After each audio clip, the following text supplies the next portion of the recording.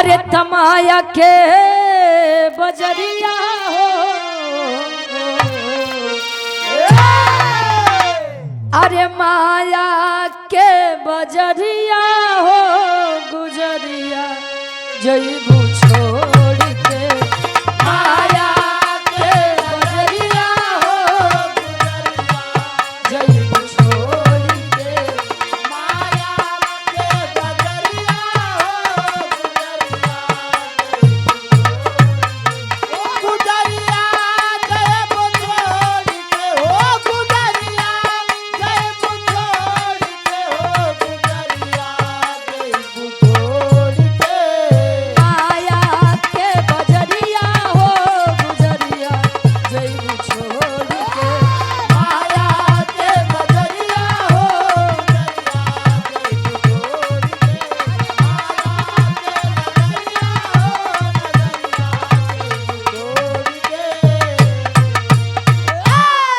कहे माया के बजरिया हो, गुजरिया जइबू छोड़ के।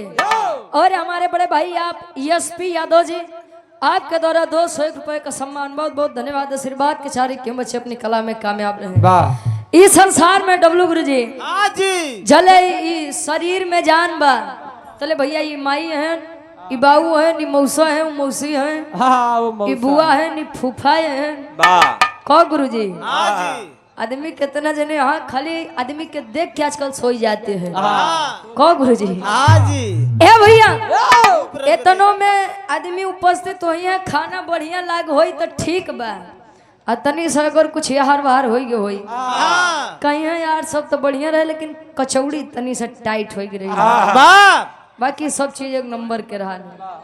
अच्छा खाए हो यार, अरे वाह। अंतरा के पहले अंताल में कवि जी लिखत हैं कैसे,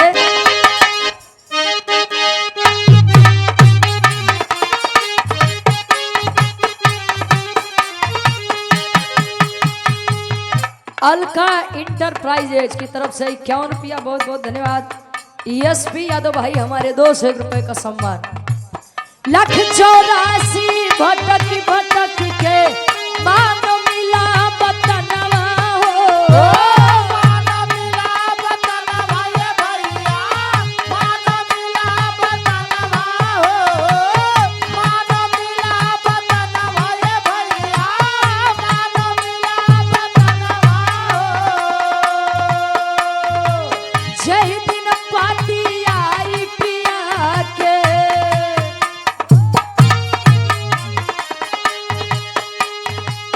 जय दिन पाती आई पिया के, जाना पड़ी गवनवा हो, अरे माया के बजरिया हो, गुजरिया जइबू छोड़ के। गुजरिया जइबू छोड़ के। हो गुजरिया जइबू छोड़ के। हो गुजरिया जइबू छोड़ के। माया के बजरिया हो, गुजरिया जइबू छोड़ के। माया के नगरिया हो, गुजरिया जइबू छोड़ के। माया के नगरिया हो, गुजरिया जइबू छोड़ के। लोग कहते हैं कि 84 लाख योनियों में भटकने के बाद एक मानव तन मिलता है। अच्छा पहले के जमाना बड़ा अलग रहे गुरुजी। हाँ सतयुग जले रहे तले देव और दानव अलग अलग लोक में निवास करें। वाह जब त्रेता युग आए तो देव और दानव अलग अलग देश में निवास करे लगे। वाह द्वापर युग आए तो देव और दानव एक कई घर में निवास करे लगे। वाह लेकिन जब से कलयुग आ गया हाँ तो देव और दानव एक शरीर में निवास करे लगे। वाह कितना आदमी कहे कि यार इंसान के रूप में भगवान बा, हाँ कितना आदमी के आदमी कहते हैं कि अरे मारा सार वाह पता नहीं कहाँ से के आदमी के तन मिल गया। वाह आदमी जानवर है ये भी थे। हाँ आदमी के रूप में साला शैतान है। वाह तो आदमी अपने कार्य से बढ़िया भी बन सकत है, कार्य से हाँ, खराब भी बन सकत है। का गुरु जी जियते जिंदगी नहीं परवाह बा, जले जवानी बा बुढ़ौती आई तो हरे राम हरे कृष्ण। राम हाँ बस मरे के बाद इनके स्वर्ग मिले भाई। कहो गुरु जी अंतरा के दूसरे अंतल में कवि जी लिखते हैं कैसे, वाह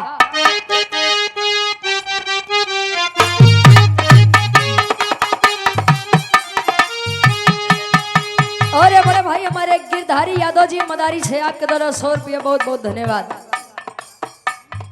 राम नाम तू जपले बंदे सफल बनी जिंदगिया हो।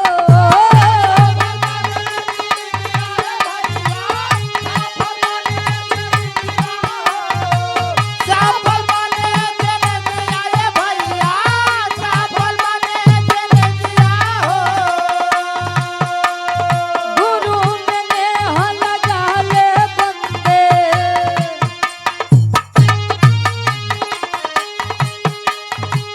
गुरु में नेह लगा ले बंदे सत का मिली चुनरिया हो गुजरिया जैबू छोड़ के। अरे माया के बजरिया हो गुजरिया गुजरिया जय बुझोड़ के हो गुजरिया जय बुझोड़ के हो गुजरिया जय बुझोड़ के। माया के नगरिया हो गुजरिया जैबू छोड़ के। माया के बजरिया हो गुजरिया जय बुझोड़ के। माया के बजरिया हो गुजरिया जय बुझोड़ के। कहे राम नाम तू जपले बंदे सफल बनी जिंदगिया हो और गुरु में नेह लगा ले बंदे सत्य का मिली चुनरिया हो गुजरिया जैबू छोड़ के। वाह यहाँ केतनो दाढ़ी मोछा रखा ला गुरु जी हाँ जी लेकिन हुआ खातिर सबको दुल्हने यहाँ वाह दुलही दुल्हन ना हो दुल्हन सबका पिया एक। वाह कमन वाली पिया 120 वाली कमन जीत भैया हाँ 150 वाली हाँ इनकर ढेर बुद्धि चलत बा। पिया का मतलब परमेश्वर वाह परमात्मा और जो दिन आत्मा रूपी दुल्हन और परमात्मा रूपी दुल्हा के मिलन हो ओकरे बाद ही कोनो दुल्हा दुल्ही कामे ना यही है नहीं है यहाँ। ये बड़े हमरे मंजीत भैया बड़ा समझदार हैं बड़ा मोह माया से दूर रहते भैया। वाह इनके मतलब के था सबा हाँ इतना निस्वार्थी आदमी है इनके खाली एक के चीज से मतलब बा वाह वो खाली पैसा से। वाह बाकी दुनिया का करते बा का धरत बा ऐसी कोनो लेना देना ना नहीं बा। फिर से इस पूरी टीम की तरफ से इस मंच के माध्यम से और अपनी बाड़ी के माध्यम से पूज्य स्वर्गीय बाबूजी को सच्ची श्रद्धांजलि अर्पित करती हूँ। इस मंच के माध्यम से बाबूजी जहाँ रहे उनकी आत्मा को शांति मिले। कहो गुरु जी हाँ जी आखिरी में खानदान का परिचय हो।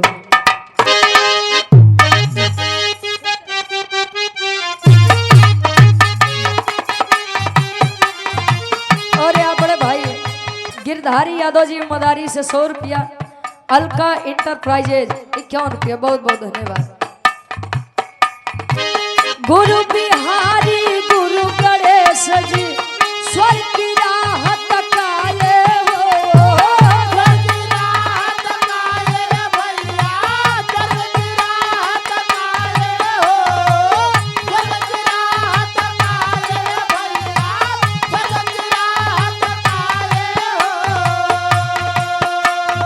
गुरु तरस बिन अखिया प्यासी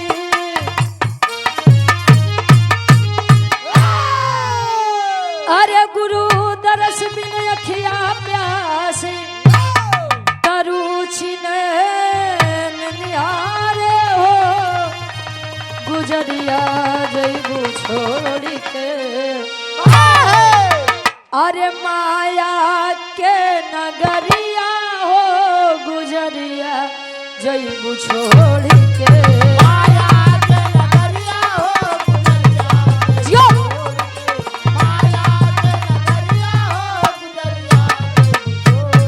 गुजरिया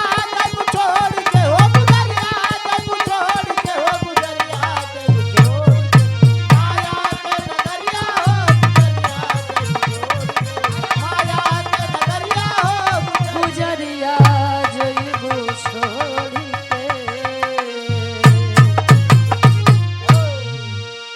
तो कुछ नहीं कहे इनका अगर हम सूरज एजेंसी कह दी तो देखा ऐसा नाचत हो गुरु जी वाह ऐसा नाचत है हाँ जिसे पेट्रोल लगा रहे तले तन के घरे जीएसटी लगे जात बा बड़ी अच्छी कहानी रहे कि इन हर बार ससुराल जब जाए के होई हाँ तो केहू कामे नहीं दे वाह बा बस भगवान तनिस मुहाई जाते हमरे ऊपर है वाह। अब गुरुजी एक आध लाइन बजाओ के बाद ही हमरे भैया के आदेश बा कि चेयरमैन साहब खातिर एक लाइन स्वागत गीत हो जाओ ना भैया। ठीक ठीक ओकरे बाद एक छोट सा भी रहा हमारे तरफ से समापन हो रही बा एक आध लाइन गुरुजी बजावा आज हिंदी गीत बजावा महाराज भोजपुरी ढेर गायले बा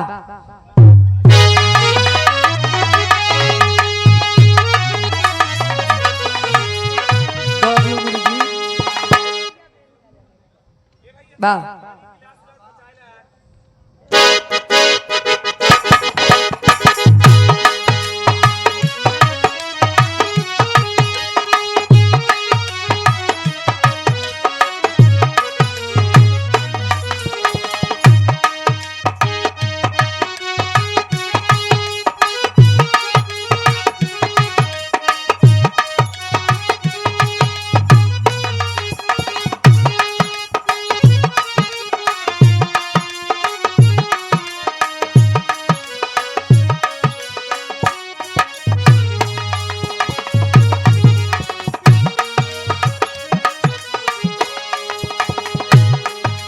और सम्मानित हृदय के गार्जियन जी आप रविशंकर यादव एडवोकेट साहब बैठने का स्थान central bar new building chamber number 4 भूतल प्रतापगढ़ उत्तर प्रदेश गार्जियन जी के द्वारा 51 रुपया और ये हमारे बड़े भाई हैं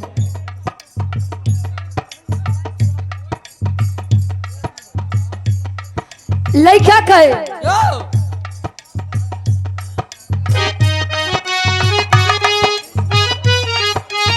और हमारे बड़े भाई आप कृष्णा यादव जी सराय सेवक हार्वेस्टर मलिकार साहब ये भाई के द्वारा 100 रुपया बहुत बहुत धन्यवाद आशीर्वाद के चारे की हिम्मत से अपनी कला में कामयाब रहे। एक स्वर में सबके नमस्ते प्रणाम हो वाह।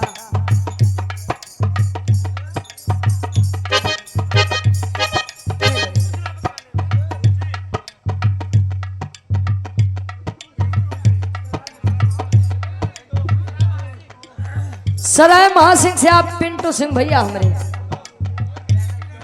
किराना स्टोर ये आप गार्जियन जी के द्वारा 500 रुपया बहुत बहुत धन्यवाद और बड़ा प्यारा स्वागत और सम्मान किया गया हमारे चेयरमैन जी के द्वारा। भगवान कन्हैया राधिका जी की सुंदर स्मृति अंग वस्त्र और हजारों हजार रुपए देकर सम्मान किया गया। उनके छोटे भाई आप और चेयरमैन साहब के छोटे भाई हमारे बड़े भैया आप राम सिंह यादव जी गार्जियन जी के द्वारा 500 रुपया बहुत बहुत धन्यवाद। लिखा कहे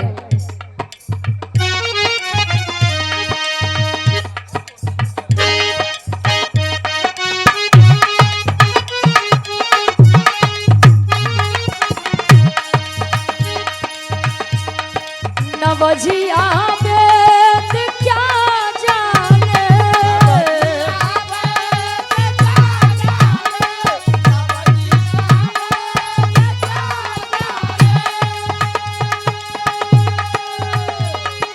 नवजिया वेद क्या जाने मुझे दिल की बीमारी है मुझे दिल की बीमारी है मुझे दिल की बीमारी है मुझे दिल की बीमारी है नवजिया वेद क्या जाने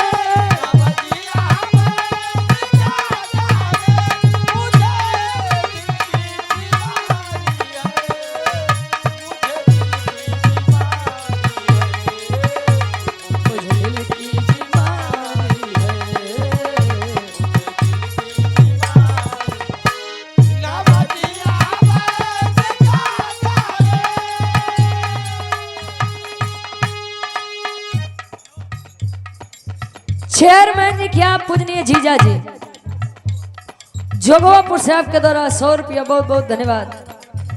अच्छा अरविंद यादव जी हमारे गार्जियन जी के द्वारा 100 रुपया बहुत बहुत धन्यवाद आशीर्वाद के चारे की हिम्मत से अपनी कला में कामयाब रहे। कभी कफरोगी बतला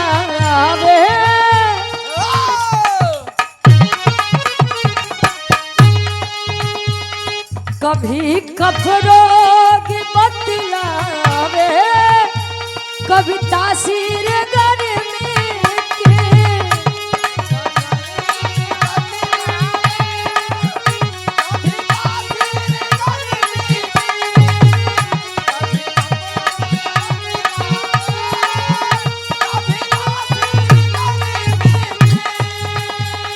जिगरी का हाल तू मेरा अरे जाने अनाड़ी है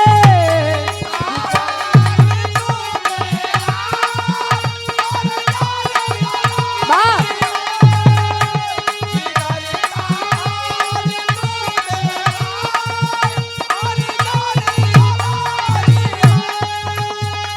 जिगरी का हाल तू मेरा अरे जाने अनाड़ी है मुझे दिल की बीमारी है मुझे दिल की बीमारी है नवजिया में क्या जाने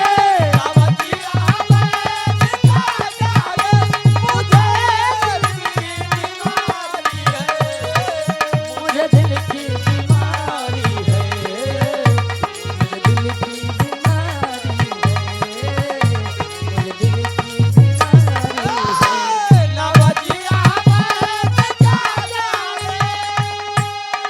और हमारे गार्जियन जी आप पिंटू सिंह जी गार्जियन जी के द्वारा ये 500 रुपए का सम्मान बहुत बहुत धन्यवाद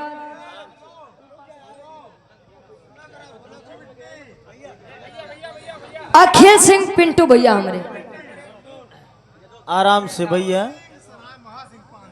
सराय महासिंहपुरवा से पिंटू सिंह किराना स्टोर हमारे गार्जियन जी अच्छा किराना स्टोर थोक व्यापारी 500 रुपया बहुत बहुत धन्यवाद और ये आप गार्जियन जी के द्वारा 500 रुपया बहुत बहुत धन्यवाद आशीर्वाद के चारे कि हम बच्चे अपनी कला में कामयाब रहे बहुत बहुत धन्यवाद बा कहे नवजिया वेद क्या जाने मुझे दिल की बीमारी है अब वो दिल की बीमारी मत जानो गुरुजी कि दिल में छेद वाह के दिखाए डॉक्टर एक है फिल्मी दुनिया वाले गाँव में तनी साहब बदल के कैसे वाह अरे प्रिया बाबा आइए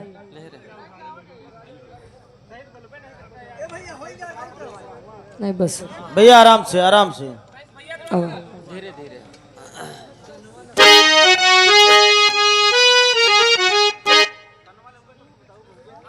समूह विश्वकर्मा हमारे गार्जियन जी फोरमैन अच्छा आपके द्वारा 21 रुपया बहुत बहुत धन्यवाद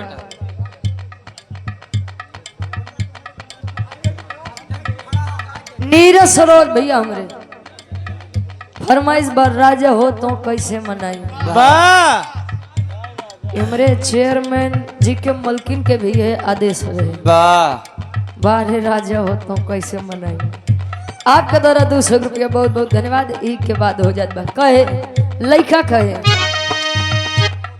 तुम्हें जो भूलना चाहूं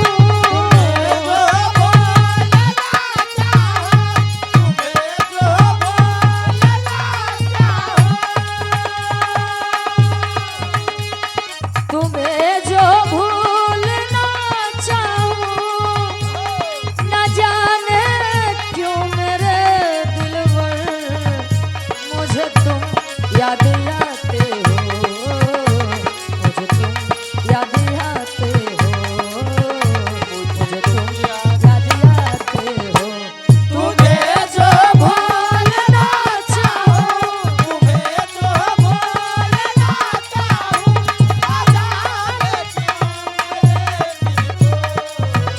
मुझे तुम याद आते हो मुझे तुम याद आते हो मुझे तुम याद आते तुझे जो भूलना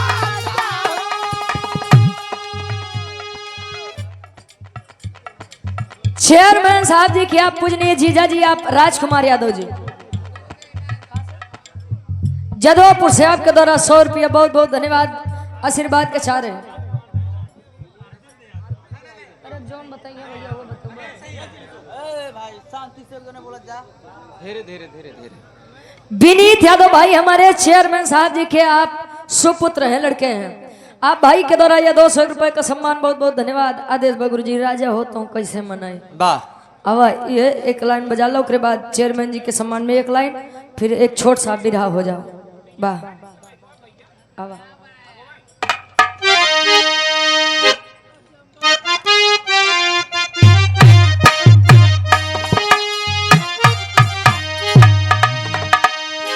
दुल्हन मनावन करे अपने सैया जी के। बिरहा सम्राट स्वर्गीय दादा श्री राम कैलाश यादव जी के गीत बा। कैसे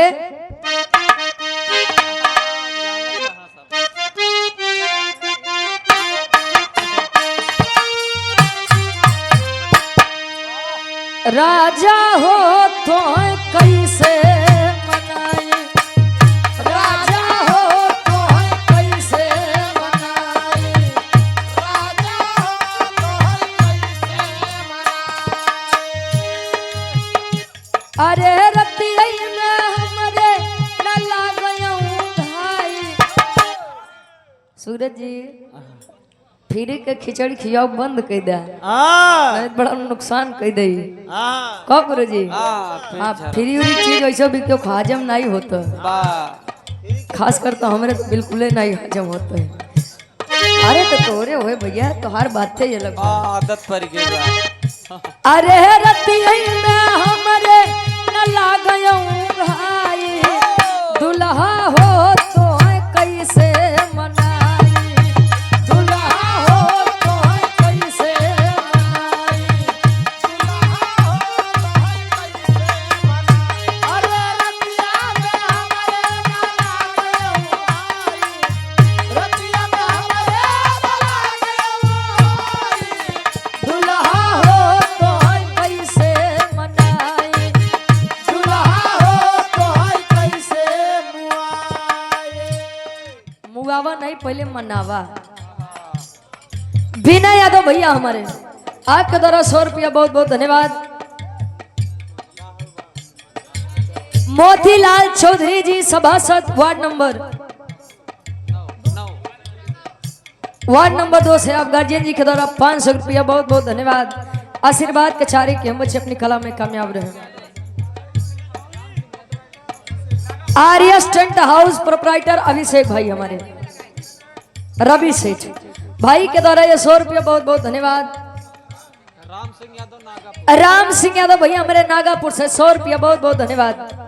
और ये लौदा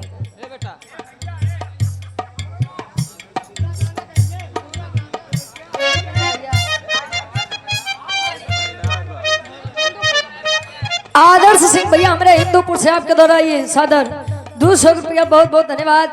शिव मुहूर्त पटेल जी गंभीरा गुड़िया बिरहा गायिका के कोरस मास्टर, गुड़िया पटेल। अच्छा गुड़िया पटेल जी के ये कोरस मास्टर है। हमारे गार्जियन जी के द्वारा 51 रुपया बहुत बहुत धन्यवाद। आशीर्वाद के चारे के हम बच्चे अपनी कला में कामयाब रहे। कहे राजा हो तो कैसे मनाई, रतिया में हमरे न लगे हूँ भाई, राजा हो तो कैसे मनाई। दुल्ही अगर गुरुजी अपने पे आ जा, अगर प्रेम से मनावे लगे दुल्हा कहाँ ले भागी। कहो और आप सम्मानित गार्जियन जी पिंटू सिंह हमारे गार्जियन जी किराना स्टोर थोक विक्रेता सराय महासिंह से हमारे पिंटू भैया आपके द्वारा पुनः 500 रुपया बहुत बहुत धन्यवाद। आशीर्वाद के चारे के बच्चे अपनी कला में कामयाब रहे। ऋषभ यादव भैया हमारे ये 100 रुपया बहुत बहुत धन्यवाद। बीता बल फनवा तयाई गए जवानी, बीता बल फनवा जवानी, बीता बल फनवा तयाई गए जवानी। अरे रही रही के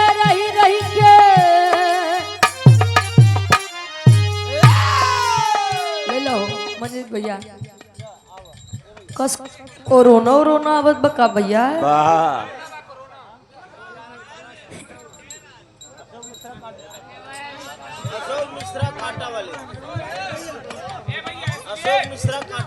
अशोक मिश्रा काटा वाले बाबू हमरे 21 रुपया बहुत बहुत धन्यवाद। नीरज सरोज पुनः हमरे बड़का भैया आपके द्वारा 100 रुपया बहुत बहुत धन्यवाद। और ये हमारे बड़े भाई आप सुरेश यादव जी आपके द्वारा, बड़े भाई आप सुजीत यादव जी आपके द्वारा 200 रुपया बहुत बहुत धन्यवाद। आशीर्वाद के चारे कि हम बच्चे अपनी कला में कामयाब रहे। विनीत दो भैया हमारे चेयरमैन साहब जी के सुपुत्र हैं, विनीत भाई के द्वारा ये पुनः 100 रुपया बहुत बहुत धन्यवाद। आशीर्वाद के चारे बितबल पनवा तैयारी गए जवानी, बितबल पनवा जवानी, बितबल पनवा तैयारी गए जवानी।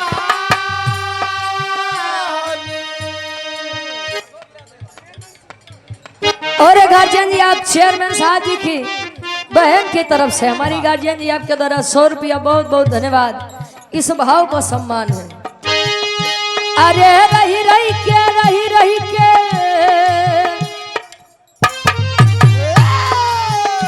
अरे रही रही के सजिया प्याया मंगलाई, अरे रही रही के सजिया प्याया मंगलाई, दुल्हा हो तो हम कैसे मनाई, दुल्हा हो तो हम कैसे मनाई, दुल्हा हो तो हम कैसे।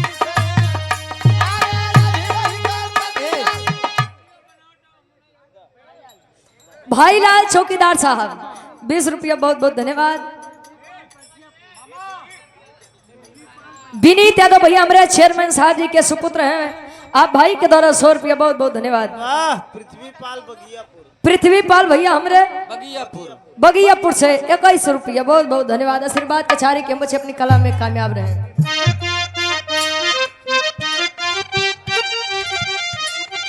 राजकुमार भैया हमारे चेयरमैन साहब जी के आप पूजनीय जीजा जी आपके द्वारा 51 रुपया बहुत बहुत धन्यवाद।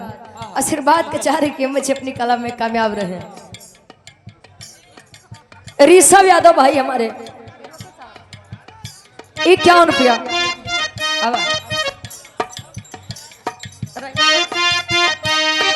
का जान दे का जान दे शहर वाली कजरा, का जान दे शहर वाली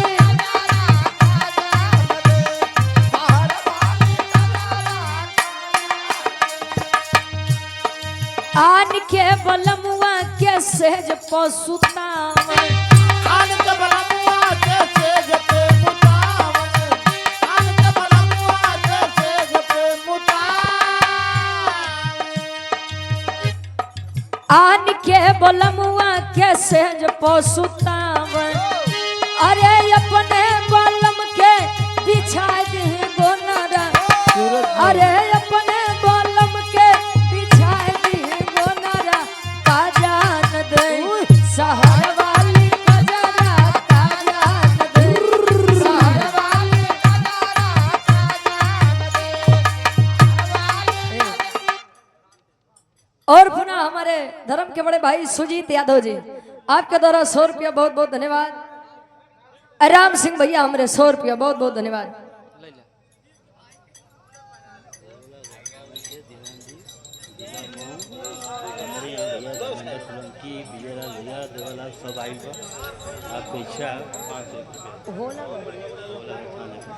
होलागढ़ थाने से हमारे दीवान जी और निवासी हैं मऊ जिला के।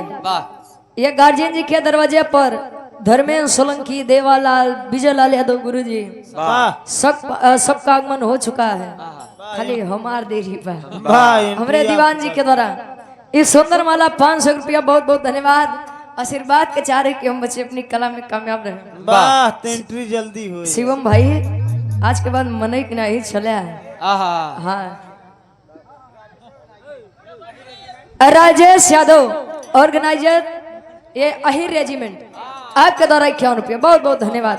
कहे आन के बलमुआ के सेज पर सुतावे, अपने बलम के बिछाए दे गोनरा का जाने दे शहर वाली कजरा। शहर वाली कजरा। हाँ। आन के बलम मतलब ये अपन लइका, वाह मातारी लइका जब छोट होता तो ओकर बड़ी सेवा करत, बड़ी देखभाल करत है। वाह एक लाइन कवि जी और लिखत है कैसे, विशाल भैया समझा।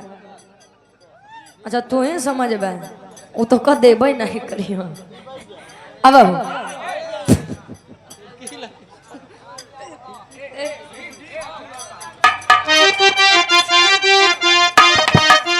मंजीत भैया उनकर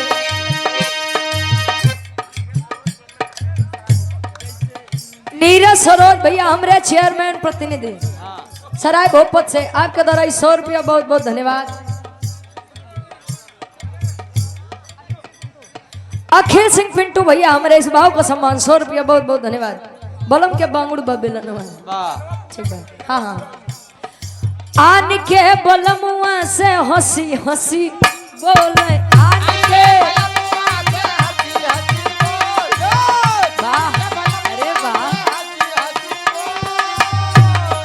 जले गुरुजी बुढ़ौती में करी हाल बा, हाँ जले कर जवानी रही हो तो का करो तो बात अरे राय क्या आई हो कहत हो यार।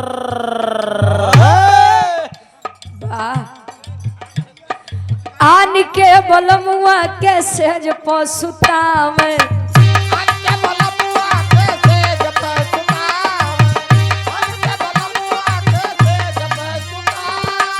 और पुनः हमारे धर्म के बड़े भाई अखिल सिंह पिंटू भाई आपके द्वारा 100 रुपया, बहुत बहुत धन्यवाद। आदर्श सिंह भैया हमारे हिंदूपुर से आपके द्वारा 100 रुपया, बहुत बहुत धन्यवाद। आन के बलमुआ के सेज पसुतावे, अरे अपने बलम के, अरे अपने बलम के दिखाई दे नखरा का जान दे, शहर वाली कजरा का जान दे, शहर वाली। अब बस अब तू नचबा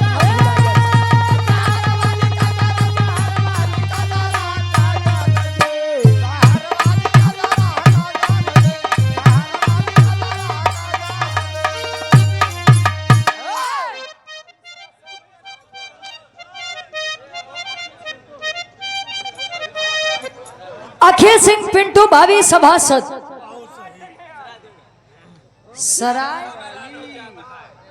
सराय देवराय से हमारे गार्जियन जी 100 रुपया, बहुत बहुत धन्यवाद।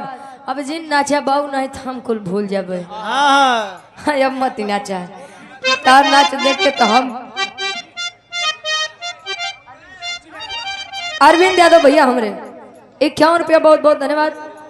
रेलिया बैरन के राधा हो बोलम के बांगुड़ बबिलन एक लाइन आदेश बा, फिर बिरहा के तरफ चला हो आवा।